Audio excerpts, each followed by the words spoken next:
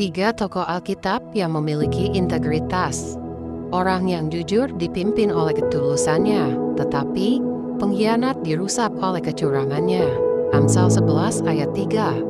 Di dalam kehidupan sekuler, banyak kita jumpai orang-orang yang tidak memiliki integritas.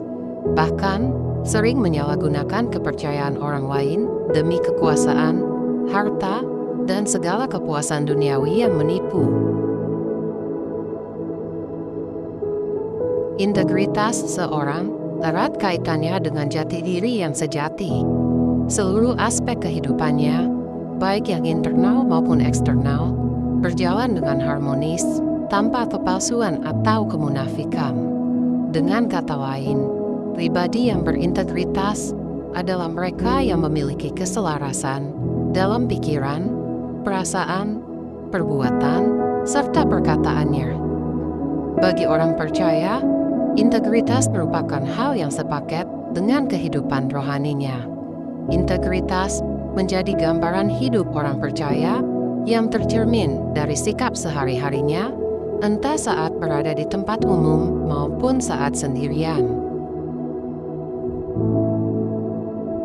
Alkitab menunjukkan bahwa orang yang berintegritas punya hubungan atau pergaulan yang erat dengan Tuhan. Mari belajar dari ketiga tokoh Alkitab berikut yang menjunjung tinggi nilai integritas dalam kehidupan mereka. 1. Yusuf.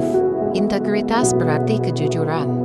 Kejadian 39 ayat 1-23. Setelah dilihat oleh tuannya bahwa Yusuf disertai Tuhan dan bahwa Tuhan membuat berhasil segala sesuatu yang dikerjakannya, maka Yusuf mendapat kasih tuannya, dan ia boleh melayani dia.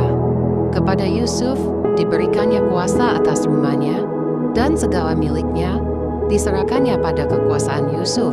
Kejadian 39 ayat 3-4. Bahkan di rumah ini ia tidak lebih besar kuasanya daripadaku, dan tiada yang tidak diserahkannya kepadaku selain daripada engkau, sebab engkau istrinya. Bagaimana mungkin aku melakukan kejahatan yang besar ini dan berbuat dosa terhadap Allah?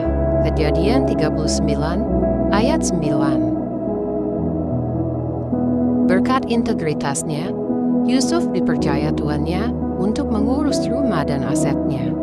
Dengan kekuasaan yang besar itu, Yusuf punya banyak kesempatan untuk menyalahgunakan wewenang. Namun, karena rasa hormatnya kepada Tuhan, ia menolak diajak berzina oleh istri majikannya dan memilih lari, bahkan menerima resiko difitnah dan dipenjara. Seberapa sering kita meremehkan atau mengesampingkan integritas dalam pengambilan keputusan? Maukah kita mengorbankan tawaran atau jalan pintas yang tampaknya menggiurkan demi menyelamatkan masa depan kita? Ataukah kita mementingkan kenikmatan sesaat yang akan memberi dampak buruk di kemudian hari?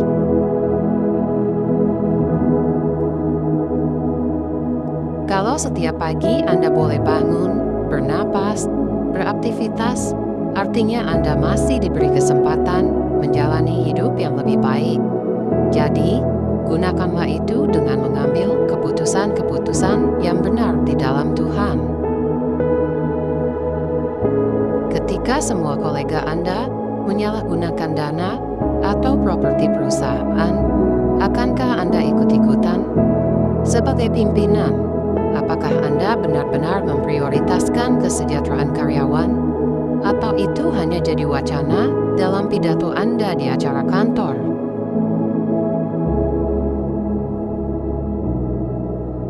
Integritas berarti dapat dipercaya, jujur, dan setia pada hal benar. Dan kita menjadi orang yang bisa dipercaya jika perkataan kita sesuai dengan perbuatan. 2. Daniel. Integritas berarti komitmen.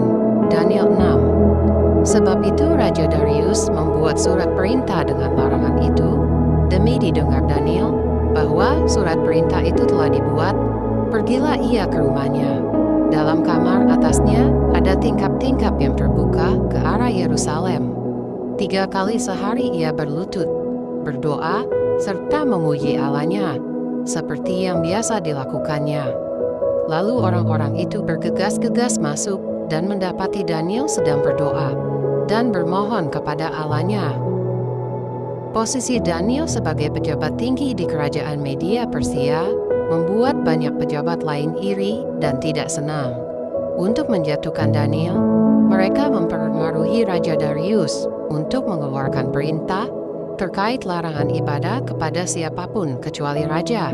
Daniel 6 ayat 4-7. Namun, Daniel merupakan sosok yang memiliki integritas. Ia teguh memegang komitmennya dalam doa dan untuk tidak menyembah berhala. Bahkan, dimasukkan ke gua singa pun tak dapat menggoyahkan hati dan imannya kepada Allah.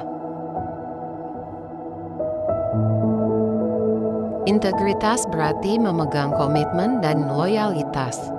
Mereka yang mempunyai integritas akan menepati janji dan mempertahankannya sampai akhir, walaupun itu membutuhkan pengorbanan.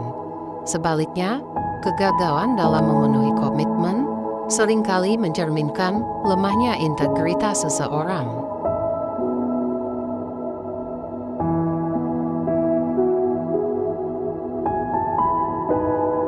Sebagai orang Kristen, sudahkah kita berkomitmen terhadap iman kita? Apakah janji yang kita ikat dengan Tuhan mulai digoyahkan oleh gaya hidup yang buruk? Apakah iman kita mudah dipengaruhi teman, lingkungan, keluarga, atau berbagai persoalan hidup yang melanda?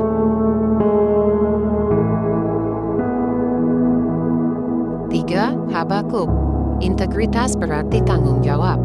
Sekalipun pohon ara tidak berbunga, pohon anggur tidak berbuah, hasil pohon zaitun mengecewakan. Sekalipun ladang-ladang tidak menghasilkan bahan makanan, kambing domba terhalau dari kurungan, dan tidak ada lembu sapi dalam kandang, namun aku akan bersorak-sorak di dalam Tuhan, beria-ria di dalam Allah yang menyelamatkan aku. Allah Tuhanku, itu kekuatanku.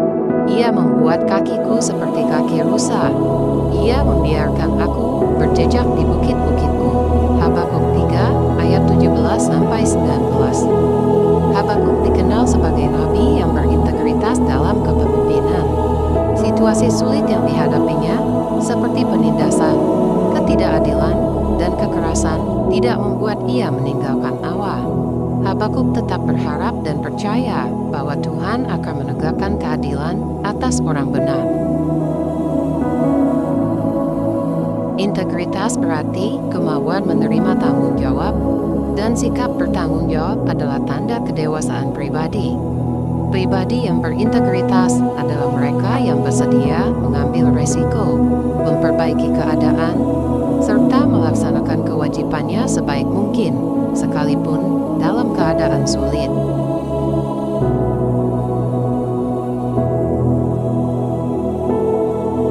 Orang Kristen yang punya integritas mampu bersukacita di dalam Tuhan, meski situasinya sedang tidak baik atau ditimpa kesukaran. Contohnya, kita dicurangi dalam pekerjaan, menghadapi masalah dalam pernikahan, atau harus memimpin orang lain yang tidak menyukai kita.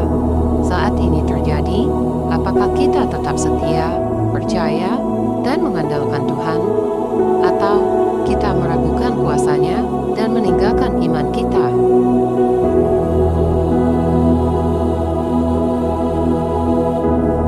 Integritas Kristiani adalah kesepadanan dengan Kristus.